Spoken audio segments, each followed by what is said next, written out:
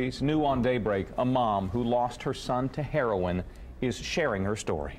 Until now, she's been telling it at Heroin Anonymous meetings, and she also told it to Brittany Lewis here at 24 Hour News 8. And Brittany, her story is just remarkable. It's so painful to hear, but obviously very important for her to share. Yeah, a lot of pain, but a story that she's so bravely been telling. Mary Randall has been sharing her story at Heroin Anonymous meetings in Anderson for about a year. She started going there after she lost her son to the drug in hopes that his story and hers will save lives. The winds of change and passing of time does not always heal all. They say time heals everything, and I don't agree with that. Not at all. Not for a mom who had to put these angel wings for her son on the wall. Destin was my firstborn.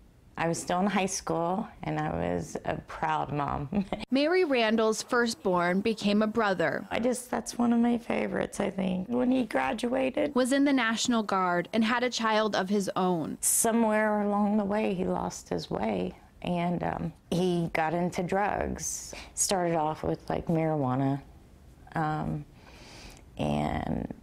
then it went to pills.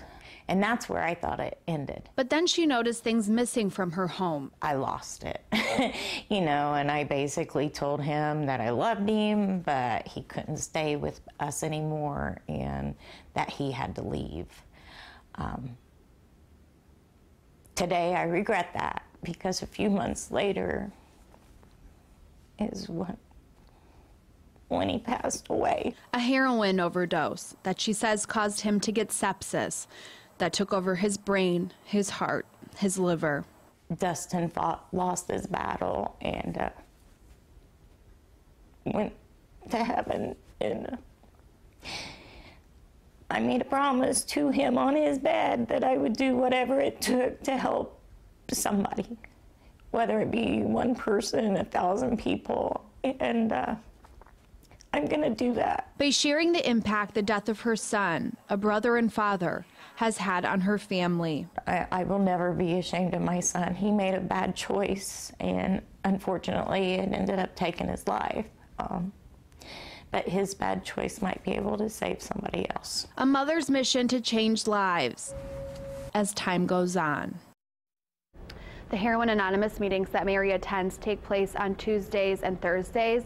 She doesn't speak at every one of them, but the 2-year anniversary of her son's death is on a Thursday in March.